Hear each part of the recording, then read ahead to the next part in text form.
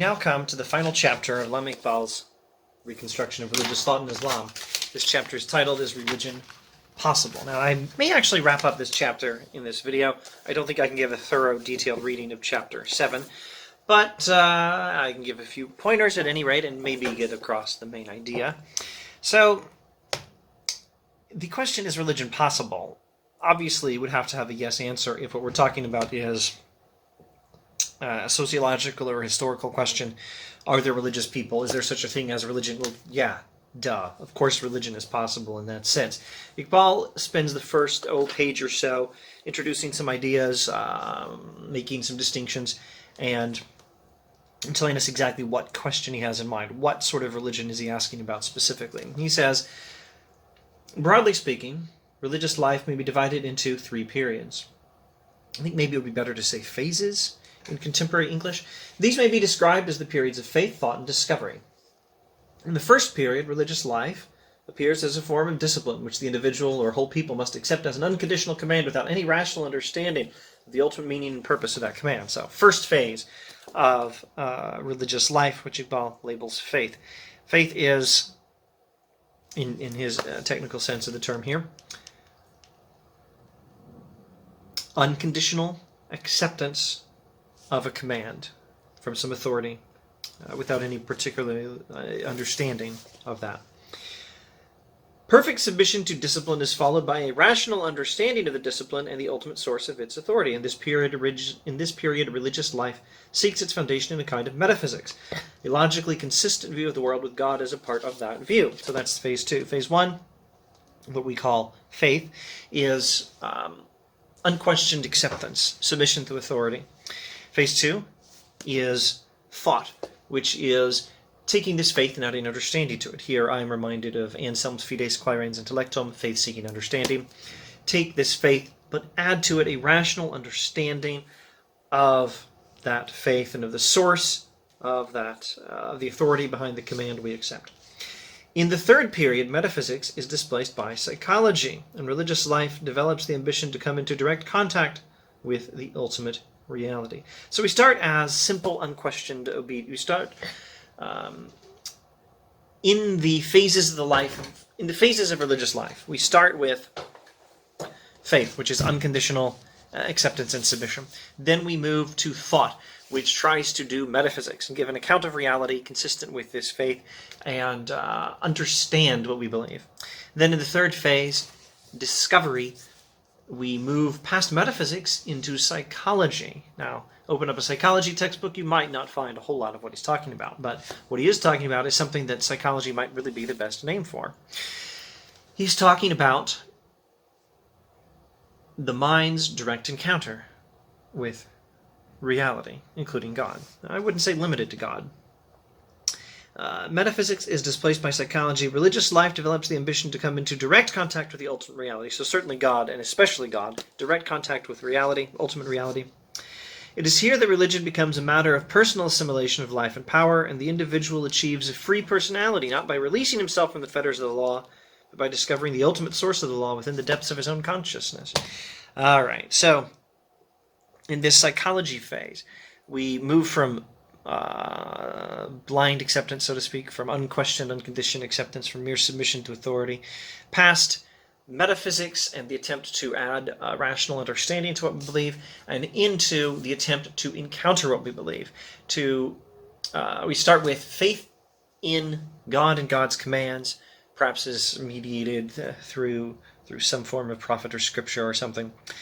We move from that to metaphysics, where we try to give an account of reality that makes sense of things, in particular make sense of our faith. Then we move to the effort to directly encounter that reality. Less studying of metaphysics and more direct experience of God. And in this encounter with God, we know God, but we also know ourselves much better. And we become better. The individual achieves a free personality. Also, we're not released from the fetters of the law, so much as we discover the ultimate source of the law within the depths of our own consciousness. So within the depths of our own minds, we encounter the sources of the law that we originally submitted to blindly. You could no doubt take this back to remarks on law in chapter 6 on the need for Islamic law to express eternal principles, but also change in light of those principles, apply old principles in new circumstances, something like that. That's not giving it. That's not giving chapter 6 a fair hearing. Go back to chapter 6 on that subject. All right. It is then in the sense of this last phase in the development of religious life that I use the word religion in the question that I now propose to raise. So now he's telling us what sort of question he's asking. He's asking, is religion possible? And specifically, is that third phase of religious life possible? Is it possible to have this particular discovery of ultimate reality, this particular interaction with the knowledge of God? Religion in this sense is known by the unfortunate name of mysticism, which is supposed to be a life-denying, fact-avoiding attitude of mind directly opposed to the radically empirical outlook of our times. Mysticism is the word we would normally use to describe the quest to perceive and interact with God. And we think of mysticism as avoiding facts, denying life, and being opposed to empiricism. Yet higher religion, which is only a search for a larger life, is essentially experience. It recognized the necessity of experience as its foundation long before science learned to do so. Religion was empirical long before science was, or at least higher forms of religion, in particular this one. It is experience. This third phase of religion that Iqbal is asking about is nothing but experience, and it was empirical long before science ever showed up and became our modern form of empiricism for studying the physical world. Long before that, religion was empirical. All right, so the question is religion possible in this sense? Is it possible to have this, or pursue this, this sort of interaction with God? And of course the answer is going to be yes. As we all know, it was Kant who first raised, Immanuel Kant, German philosopher, Kant who first raised the question, is metaphysics possible? He answered this question in the negative, and his argument applies with equal force to the realities in which religion is especially interested, etc. The thing in itself is only a limiting idea. Its function is merely regulative. If there is some actuality corresponding to the idea, it falls outside the boundaries of experience, and consequently its existence cannot be rationally demonstrated. So Kant, Iqbal is playing off of this this idea from Kant, where Kant asks, is metaphysics possible, the study of reality? And Kant talks about the limitations of our knowledge. We cannot know the thing in itself. We can only know the world as we perceive it. We can't know the world in itself. So Iqbal says, responding to Kant, well, first commenting on Kant, the idea of the thing in itself is not even an idea of a thing we can know. It's just an idea of something we do not know, really. If there's some actuality corresponding to our idea of the thing in itself, well, it's not a thing we know. Even our idea of the thing in itself, independently of our perceptions, does not correspond to any such thing, if such a thing there is. But, Iqbal continues, skipping 2 or 3 sentences. As to the thing in itself, which is inaccessible to pure reason because of its falling beyond the boundaries of experience, Kant's verdict can be accepted only if we start with the assumption that all experience other than the normal level of experience is impossible. So this is his critique of Kant. Kant's idea that there's no access to the reality beyond our experiences, that idea only holds true if there is no level of experience other than the normal level of experience. So the normal level of experience is, well, I suppose we might want to rewind a few sentences. Here's a sentence I skipped. The manifold of sense, according to him, must fulfill certain conditions in order to constitute knowledge. In other words, there are rules built into human perception. You can't perceive the world without thinking in 3 dimensions and thinking in terms of time. The ideas of time and the space as a 3-dimensional context in which we see things, experience things. The ideas of time and space are built into your mind, and they're part of how you perceive the world. So that's how we experience the world. And Iqbal says, Kant's idea that there's no getting past the world as we perceive it to access some reality in itself, that only is true if there's only one kind of level of experience, the normal level of experience. The only question, therefore, is whether the normal level of experience is the only level of knowledge-yielding experience. So we get knowledge from experience. And is there some level of experience beyond a normal experience? If there is some such thing as an experience of some reality beyond the mere sensory reality we experience, then we might be able to know the thing in itself. Then we might be able to interact with reality, ultimate reality, and then religion in this third and highest sense. Religion in its third and highest phase might be possible.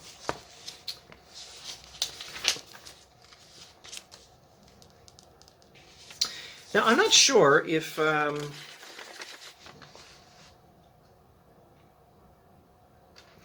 well, there's a lot to talk about. I'm not sure how much of this I can cover. And maybe I should admit, I'm not sure how well I even understand all of this. I think it may be appropriate for me to try to give a brief paraphrase of the sort of argument I think he's making, that religious experience of this sort is possible. The religion in its highest phase, its third phase, is possible. And I think his argument is simply going to be that, empirically speaking, it has to be yes, because we do have this sort of experience. So let's look at some more passages in the text. Again, I think maybe I can get across some of the main ideas at best and give you some pointers on chapter 7. I don't think I can give you a thorough reading. It may be beyond my ability. Certainly it's beyond my time and motivation at this time. Frankly, I want to wrap up the series on Iqbal. The climax of religious life, however, is the discovery of the ego as an individual deeper than his conceptually describable habitual selfhood. Now, that's a long sentence. It might sound like philosophical gobbledygook to you. The climax of religious life, however, is the discovery of the ego as an individual deeper than his conceptually describable habitual selfhood. Religious life at its best, in that third phase, involves not only some discovery of God, interaction with God, but also discovering ourselves as much more than we usually know of ourselves. In a religious experience, we not only meet God, we also learn that there's more to ourselves than we ever knew. Now, remember what he was saying in earlier chapters about mysticism and prophecy.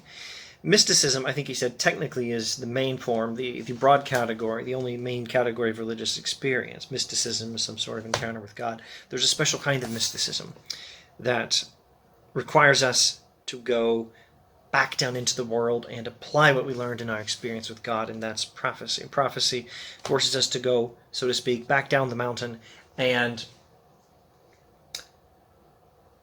rebuild the world in light of insights from religious experience. And I think that is something we can do precisely because in religious experience, in this higher form, this thing we tend to call mysticism, although he said 2 pages back that it's somewhat unfortunate that we use that term because it has all these awkward implications about not being empirical and so on. The reason this sort of prophecy is possible, the sort of returning to ordinary life to improve it in light of religious experience, it's possible because one thing we discover in religious experience is not just, hey, there's God and I know God better. That's not an appropriate way of describing a mystical experience, of course, but it's not just that we know God, it's also that we discover ourselves more. And it's with this better awareness of, maybe we could say better openness to, depths of the human mind that we did not always know or did not always, shall we say, cultivate or live by before the experience. It's because of that discovery, that cultivation of deeper aspects of the human self, that we can return to ordinary experience and do better there. I think that's the sort of thing Iqbal would say. It is in contact with the most real that the ego discovers its uniqueness, its metaphysical status, and the possibility of improvement in that status. So let there be no mistake about knowing yourself versus knowing God. The human being is the image of God. you aren't going to know yourself very well unless you know God. Know yourself by knowing God. By knowing God, yes, in some sense you might forget yourself, but also you will find yourself. The only way to find yourself is by knowing God. You are made in the image of God. What else would we expect? All right. Paraphrasing some more from this page, science, he says, deals with reality through mere concepts. Religion deals with reality through deeds. So he talks about how science has these concepts, these ideas of things, and science actually doesn't particularly care if the things actually exist. Science may have an idea. I think he uses electrons as an example. Let me double check that. Yes, electrons. Science does not care whether its electron is a real entity or not. Science just has an idea for describing things, and science's ideas are conceptual tools for guiding our experimentations and blah, blah, blah. Science doesn't actually care whether our particular idea of an electron is, strictly speaking, an idea of an actual thing. Science, in other words, doesn't need metaphysics. Science can afford to ignore metaphysics altogether, he says. Religion is not like that. Science deals with reality through mere concepts. Religion deals with reality through deeds, not merely through concepts that might apply well enough to do some experiment. No, religion has to do much more than that. We have to interact directly with reality, including ultimate reality, and religion needs deeds, not mere concepts. The mere concept affects life only partially. The deed is dynamically related to reality. Now, we'll get back to concepts and deeds in a moment. The evidence, I'm skipping all kinds of stuff. The evidence of religious experts in all ages and countries is that there are potential types of consciousness lying close to our normal consciousness. If these types of consciousness open up possibilities of life-giving and knowledge-yielding experience, the question of the possibility of religion as a form of higher experience is a perfectly legitimate one and demands our serious attention. So that's his answer, or at least part of his answer, and part of his argument that, yes, religion in this sense is possible. Why? Because we have evidence that there are other forms of experience. The ordinary form of experience that led Kant to think metaphysics is not possible, which would also preclude the possibility of this sort of religion, that ordinary level of experience is not the only kind of experience. We know from experience there are other forms of experience.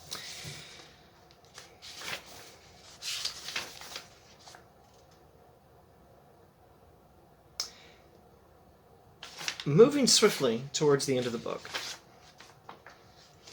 As I've indicated before, religion as a deliberate enterprise to seize the ultimate principle of value and thereby to reintegrate the forces of one's own personality is a fact which cannot be denied. So religion, we could probably take this as more argumentation that religion is possible in this particular sense of the question. Religion is possible because it's happened. But also, look at what he says has happened. What he says has happened is the deliberate enterprise of seizing the ultimate principle of value and there reintegrating the forces of our own personality. This is the thing that has happened. This kind of religion, I think, is, or closely parallels, that description of prophecy I was making that was drawing from an earlier chapter. Recognize the ultimate sources of value, and in light of that recognition, reorganize yourself. And with that reorganization, return to the world and do better in it. That's religion. That freaking happens. Now, I don't think he's explicitly citing William James here, but this does make me think of William James' book, The Varieties of Religious Experience. Let's go to a little closer towards the end. Again, I can't give a thorough analysis of this. I can't piece all the pieces of this puzzle together. I'm just giving you a few pointers, and hopefully some of the main ideas of Chapter 7. The truth is that the religious and the scientific processes, though involving different methods, are identical in their final aim. Science and religion aim at the same thing. Both aim at reaching the most real. In fact, religion, for reasons which I have mentioned before, is far more anxious to reach the ultimately real than science. Science just needs enough practicality to keep experiments going and refining our scientific theories. Religion has to know and interact with ultimate reality. It's a much more ambitious plan. In fact, religion, for reasons blah, blah, blah, more anxious to reach the ultimately real, and to both, the way to pure objectivity lies through what may be called the purification of experience. In order to understand this, we must make a distinction between experience as a natural fact, significant of the normally observable behavior of reality, and experience as significant of the inner nature of reality. So there's experience, which tells us about the normally observable behavior of reality. Think of that as simple, straightforward space and time reality, stuff that happens in 3 dimensions. There is experience that tells us, there's this teacup over here, and if I poured this water into the teacup, the water would go down, the teacup would get warmer because the water is warm, etc., etc. This outer level of experience is one level of experience. Science works with that. But then there's experience as signifying the inner nature of reality. For example, if I were to do this, why would I be doing it? What would I be accomplishing? This is a perfectly ordinary experience, and the inner significance of the action, pouring this water into the teacup, is extremely significant. It's massive. It's far more important than a few facts about maybe how gravity works or how conduction works and heat and molecules in motion. I mean, that's great. Science studies that, God bless it. Iqbal agrees. That's his point, largely. But there's so much more. What more is there? There is my intentions, my desires, my purposes in life. There's a whole universe of God and man behind this simple action. There is my memories, my past, and my desire for tea, and my interest in trying to explain philosophy when I do this. If I do this now, I do it as an illustration of something. I'm doing this trying to teach philosophy. That is a huge thing. That is some sort of communion of immaterial souls across time and space. I mean, it's me reading Iqbal, and who knows who in the future and where in the world watching this video trying to get a working understanding of Iqbal in the inner significance of this action. As I pour this water into the teacup, not only am I perhaps desiring tea, and the mere existence of a consciousness with desires and desires and memories and everything else is a heck of a thing, but we're also dealing with the interaction and the pursuit of wisdom by heaven knows how many different consciousnesses. All of these things are connected to the intention behind this act. Wow, that's a lot. So there's the outer nature, and then there's the inner nature. There is experience as signifying the inner nature of reality. In the domain of science, we try to understand its meaning. Let's see, the meaning of what? The meaning of experience. In the domain of science, we try to understand the meaning of experience in reference to the external behavior of reality. In the domain of religion, we take experience as representative of some kind of reality and try to discover its meanings in reference mainly to the inner nature of that reality. In religion, we're not just concerned with molecules in motion and gravity that happen, that are doing stuff here. We are concerned with minds and the whole life of minds, from memories to desires and everything else. And we are concerned with the pursuit of wisdom by different human beings across time and space, and their attempts to know God. We're concerned with knowing God. This one act, as studied empirically, is significant, signifying of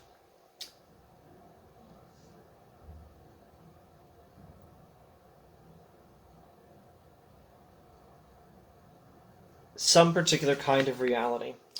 And we are trying to discover in the religious analysis of such things the meaning of experience in reference to the inner nature of that reality. The scientific and religious processes are in a sense parallel to each other. One looks at the outer, the other looks at the inner, and finds a whole universe of, in Iqbal's language, egos, of minds and selves, of God and beings made in God's image. Both of these are levels of experience, and is it possible for us to have a pursuit of, or a quest to interact with that ultimate level of reality? And is it possible for us to know ourselves and manage ourselves better as a result of that? Heck yeah, says Iqbal. Now, very close to the end of this book, the ultimate aim of the ego is not to see something, but to be something. It is in the ego's effort to be something that he discovers his final opportunity to sharpen his objectivity and acquire more fundamental I am, which finds evidence of its reality, not in the Cartesian I think, but in the Kantian I can. Well, there's a lot of stuff here. In terms of the history of Western philosophy and epistemology, he's saying, if you want proof of your own existence, like Descartes uses as the foundation for knowledge, your I think, therefore I am is maybe not as important as what you're doing. I can is perhaps more important than I think. But also, just look at the idea of what the human mind is. The ultimate aim of the ego is not to see something, but to be something. It is in the ego's effort to be something he discovers his final opportunity to sharpen his objectivity, etc. We are seeking less to know and more to become. The human mind is not all about just knowing. It's about being a particular kind of thing. And what kind of thing? A thing that acts. A thing that does.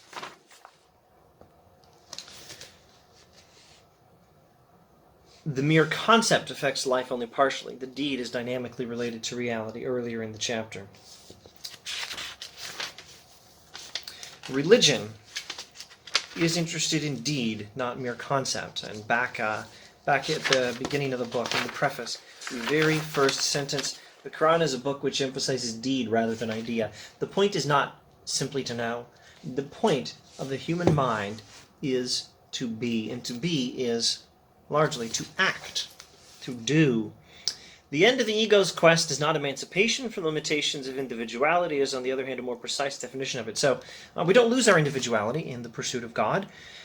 Instead, we get a more precise definition of individuality. The final act is not an intellectual act, but a vital act. You know what vital means? It means living. The final act of the mind that knows God, he means, is not some intellectual act, but a living act which deepens the whole being of the ego and sharpens his will with the creative assurance that the world is not something to be merely seen or known through concepts, but something to be made and remade by continuous actions. That's a great sentence. I guess I'll try to paraphrase it, and then I'll probably just read it again because the sentence is probably going to be better than my paraphrase. The last thing we're trying to accomplish in religion, in knowing God, is not some intellectual act, but a living act which deepens the whole being of the ego, which makes us somewhat more than we were before, and sharpens his will with the creative assurance that the world is not merely something to be known through concepts, something to be made and remade by action. Okay, so I'm not paraphrasing it very well in one sentence. Let's try again.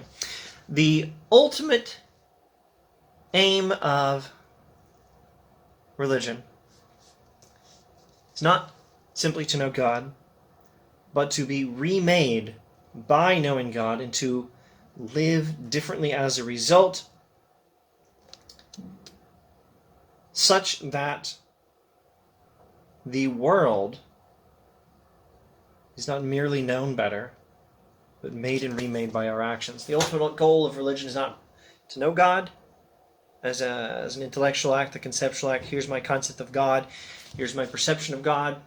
I mean, yes, all of that, but that's not the ultimate goal. The ultimate goal is to take that and be remade by that insight as beings made in the image of God who have responsibility to represent God on earth and to act in the world, and then go and freaking do it. Go and act in the world and remake the world in light of that knowledge of God.